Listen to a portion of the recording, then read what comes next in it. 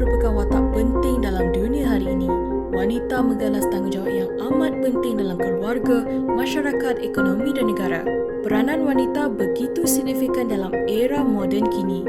Namun, cara hidup yang kian kompetitif hari ini memberi tekanan tersendiri terhadap wanita. Sebagai tunjang utama, mereka harus peka dan bijak menangani setiap cabaran seharian. Pelbagai masalah serta pencemaran alam sekitar akan menyebabkan kemerosotan kesihatan wanita.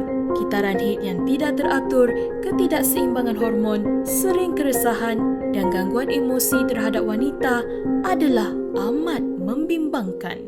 Pada masa ini, dimulakan oleh Pasukan Perubatan dan Kesihatan Berwibawa Antarabangsa bersama Profesor Hiroshi Inomata berkelulusan PhD Kejuruteraan di Pusat Penyelidikan Supercritical Fluid Technology dari Pusat Pengajian Siswaza School of Engineering Jepun.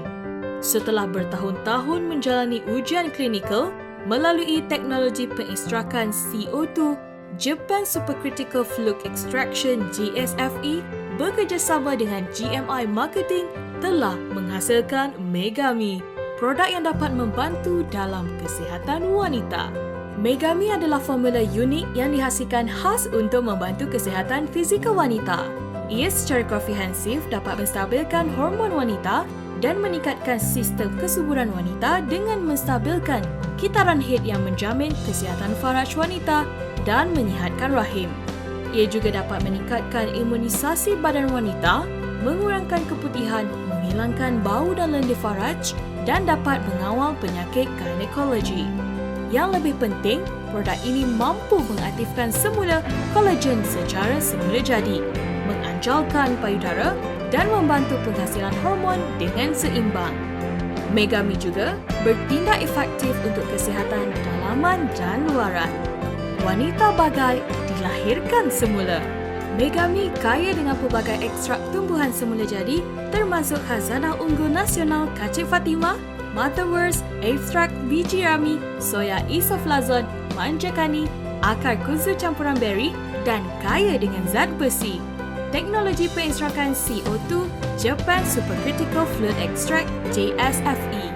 Ia dapat mengawal suhu badan dan tekanan darah, membolehkan cecair ini melarut secara semula jadi ke dalam badan manusia.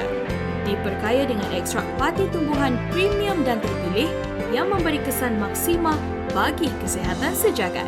Megami telah memperoleh kelulusan daripada KKM dan KKKM dan ia melepasi ujian makmal SGS.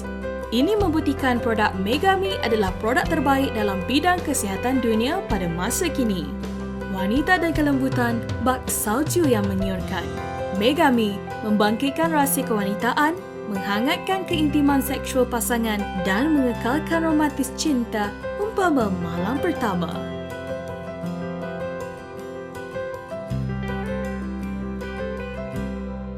Megami